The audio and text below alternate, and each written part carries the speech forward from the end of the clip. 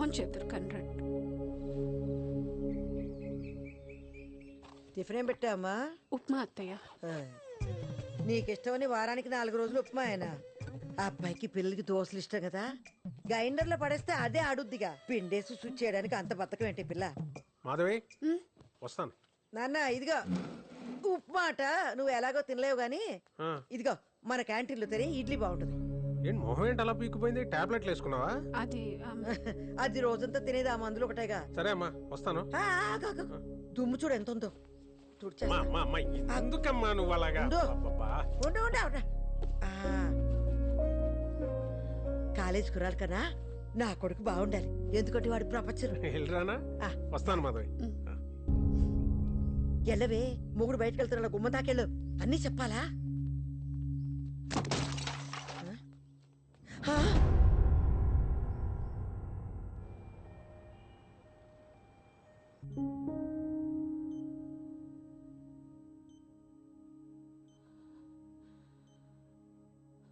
Mild stroke, బాగా stress feel అవుతుంది శేఖర్.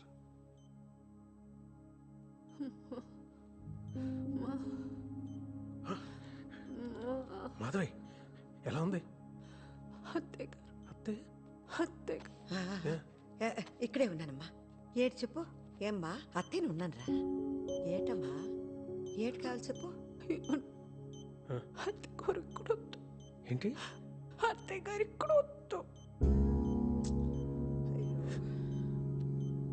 బయట ఉండమంటుంది. అవునా? వండి అందరం బయటకు వెళ్దాం. వండి. నిన్ను బయట తప్పగా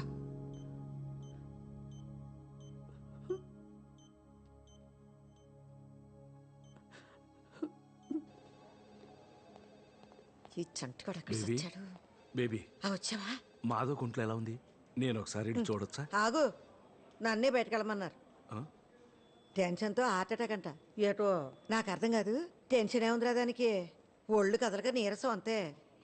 నెత్తిన పెట్టుకుని మొగుడున్నాడా, బంగారం లాంటి పిల్లలు ఉన్నారా? ఏదొచ్చినా పెద్దదికి నేనున్నాను. ఇంకేట్రా బెంగా బెదురు దానికి? పాపం చెప్పుకోలేని బాధ ఏమన్నా ఉందేమో. మాధవి హెల్త్ ఈ కండిషన్లోకి ఎందుకు వచ్చిందో నీకు తెలుసు. ఇంకోసారి స్ట్రోక్ వచ్చిందంటే చాలా సీరియస్ అవ్వచ్చు శేఖర్. పెళ్ళై 25 సంవత్సరాలు అయిందిరా. ఈ వయసులో అమ్మకేం చెప్పాలి, మాధవ్కేం చెప్పాలి? You do one thing, Madhav నాడికి దూరంగా పెట్టు, వాళ్ళ పేరెంట్స్ ఇంటికి పంపించి. లాస్ట్ ఇయర్ అత్తగారు పోయారు కదరా, ఎవరున్నారు అక్కడ? ఓయా మర్చిపోయాను. పోనీ ఆంటీని ఎక్కడికైనా పంపించేస్తే? ఎక్కడికి? అమ్మని ఇంకొకరింటిగా?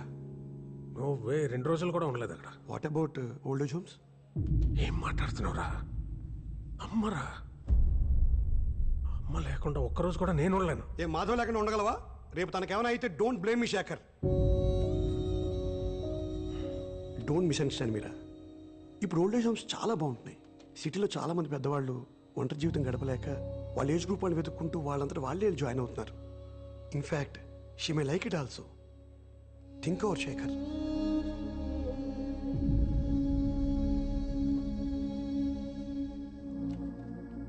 నాని, అమ్మా డాక్టర్ ఏమన్నాడు? పర్లేదన్నారమ్మా. అయితే సర్లే, చంటి బాబు అయితే భోజనం తెప్పించా. పేషెంట్లకి ఇస్తారమ్మా. ఆసుపత్రిలో 66 రోగాలు ఉంటాయి, అవి తింటే ఇంకో 4 వచ్చి పడతాయి. ఇదిగో ఈ క్యారేజ్ నువ్వు మాధవి తినేంటే, పిల్లలకి నేను ఇంట్లో పెడతానులే. అందాక ఆకలిస్తే బత్తారసం ఉంది, తాగే. మాధవి దానికి ఏవి అవ్వదురా. నువ్వు లేనిపోని ఆలోచించుకుంటూ ఇదైపోక కాదమ్మా. డాక్టరు మాధవని రెస్ట్ తీసుకోమన్నారు, అందుకని. అంతే కదా. అవసరమైతే ఓ 2 నెలల పాటు క్యాంటీన్ పక్కకి వెళ్ళను, మాధవి కంటి ముందు నుంచి కదలను, కన్నార్పకుండా చూసుకుంటాను. అది కాదు. ఇప్పుడు నాకేమవదు. వినవా నాన్న ఏం చెప్తున్నాడు అసలు? అవతల మనిషి ఏం చెప్పాలనుకుంటున్నాడో, ఏం ఫీల్ అవుతున్నాడో ఏం అక్కర్లేదు నీకు.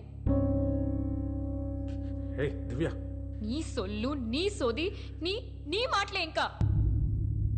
ఊరుకో దివ్య. నాన్న ప్లీజ్. మీ అమ్మ మీకెంతో, మా అమ్మ నాకు కూడా అంతే. నువ్వు ఇలా చేయబట్టే మా అమ్మకి హార్ట్ అటాక్ వచ్చింది.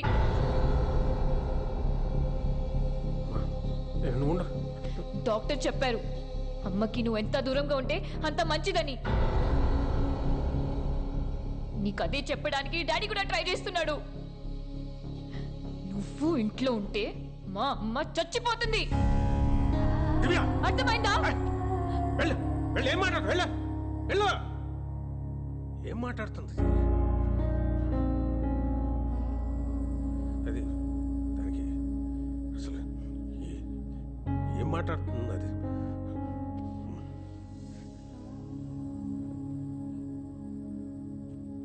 సరే నేను వెళ్తా.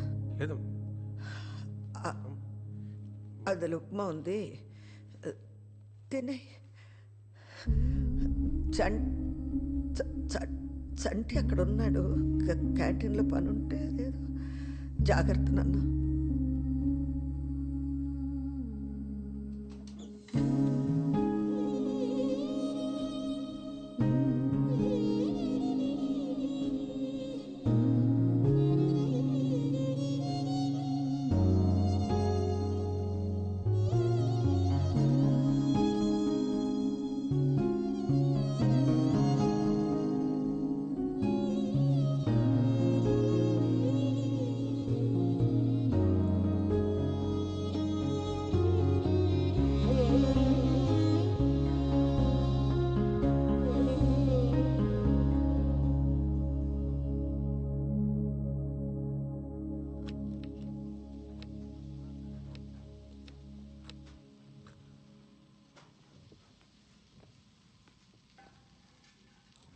అదే నువ్వు వచ్చావెందుకు?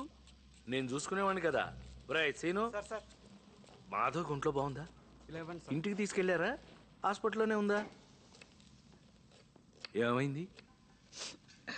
అయ్యో ఏడుస్తున్నావు ఎందుకు? ఉల్లిపాయలు. తల్లిపాలు తాగి రొమ్ము గుద్దాడని చెప్పక ఉల్లిపాయలని దొంగ తిరుగుడు ఎందుకతా? అసలు ఏమైంది? పాపం బేబతిని కొడుకు కోడ్లు ఇంట్లో నుంచి గంటేసారి చెప్పలేదా నీకు? ఏం మాట్లాడుతున్నావు నువ్వు? ఎంత చేసావద్దా ఇంటికి? ముసల్దాని అని కూడా చూడకుండా ఈ వయసులో నిన్ను రోడ్ల పడేసారిని తెలియగానే ప్రాణం అల్లాడిపోయిందనుకో. 24 గంటలు నా కొడుకు, నా కోడ్లో, నా మనవడు అని ఆరాటి పడిపోయేదాన్ని. విజయతాల అల్లుడు సూరిబాబు హాస్పిటల్లో కంపౌండర్ కదా, ఆ పిల్లడి చెప్పకపోతే నాకు కూడా తెలియదు. అయ్యో నువ్వేం బెగ్గపట్టుకోకు. మా విజయబాబుకు అమెరికా ఫోన్ చేసి చెప్తే ఆవిడ తీసుకుని అర్జెంటుగా ఇక్కడికి వచ్చి ఎంత ఇదైపోయాడో. అందరూ మీ శేఖర్లో ఉండరద్దా?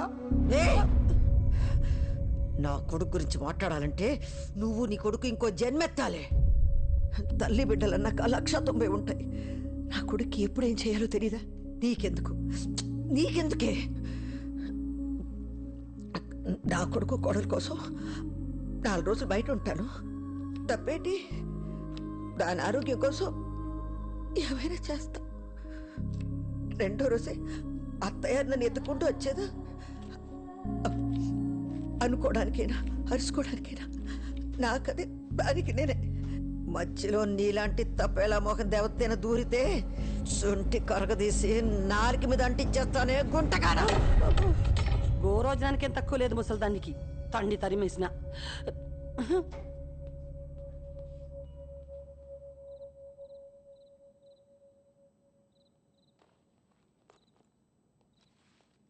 ఎంత జరిగినా నాతో ఒక్క ముక్క కూడా చెప్పలేదు. అంత పరాయివాడిని అయిపోయానా బేబీ? చేసుకున్నది నేను, అనుభవించాల్సింది నేనే. ఇందులో సొంత ఏటి పరాయేటి, అంత నా కర్మ. ఇన్ని కష్టాలు పెడుతున్నాడంటే నీకేదో చాలా సుఖాన్ని ఇవ్వడానికే దేవుడు. దేవుడి పేరెత్తక నా ముందు ఏమిచ్చాడు ఆడు నాకు? ఏమిచ్చాడు? నా చిన్నప్పటి నుంచి ఏం జరిగిందో అన్నీ నీకు తెలుసు. నాకు అవసరం ఉన్నప్పుడు నువ్వు ఉన్నావా? ఎక్కడో మిలిటరీలో ఉన్నావు కదా. పెద్ద గాయకురాలైపోదామని స్కూల్లో పాటలు అయి పాడితే మా బాబుతో చిత కొట్టించి నా నోరు మూయించేశాడ్రా మీ దేవుడు. వయసు వచ్చాక ఒక అబ్బాయిని ఇష్టపడి పారిపోయి పెళ్లి చేసుకుని అప్పుడైనా నాకు నచ్చినట్టు బతకొచ్చు అనుకుంటే పెళ్ళైన ఏడాదికే మా నాన్నగాడిని నా చేతిలో పెట్టి నా మొగుడిని చంపేశాడు నీ దేవుడు. దిక్కు మొక్కు లేక చంటి పిల్లాడుతున్నాడు రోడ్డు మీద నిలబడితే ఆదరించడానికి ఎవడూ లేడు సరిగదా. వయసులో ఉందని ప్రతి విధవరా మీద కట్టేశాడురా. నన్ను కాపాడుకుంటా పిల్లాన్ని పెంచుకుంటా రెక్కలు ముక్కలు చేసుకుని అన్నీ సంపుకుని మొగాడికి మొగుడులాగా బతికాను. ఆడు బొట్టుతో సహా అన్ని లాక్కెళ్ళిపోయినా బంగారం లాంటి బిడ్డని నా చేతికి ఇచ్చాడు అనుకున్నాను రా. ఇప్పుడు ఆడిని కూడా దూరం చేశాడు సంటి. నన్ను ఒక్కసారి చంపితే సాలదని కొట్టి చంపుతున్నాడు రా దేవుడు. రమ్మన్న ఎదురుండని దేవుణ్ణి ఆడో నేను తెలుసుకుంటాను, చూస్తాను. ఎక్కడికి? నేను వస్తాను తాళం వేసి. ఇదిగో నువ్వు నా వెనకాల వస్తే నా మీద ఒట్టు, వెళ్ళిపో. నిన్ను చూస్తుంటే నాకు భయం వేస్తుంది బేబీ. చచ్చిపోనులేరా, చచ్చిపోను.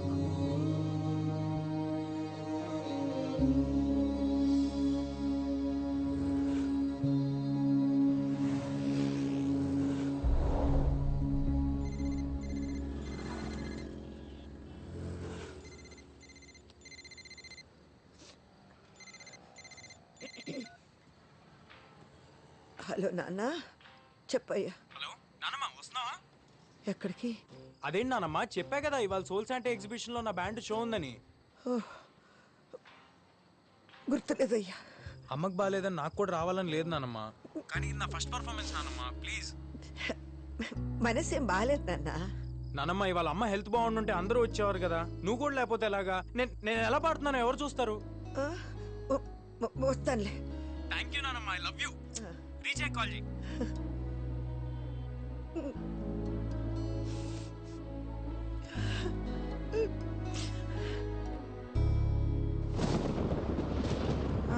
ఇక్కడే.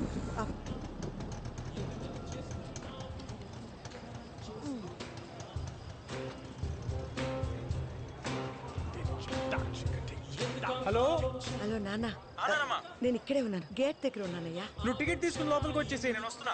వస్తాను, టికెట్ తీసుకుంటాను, వస్తాను.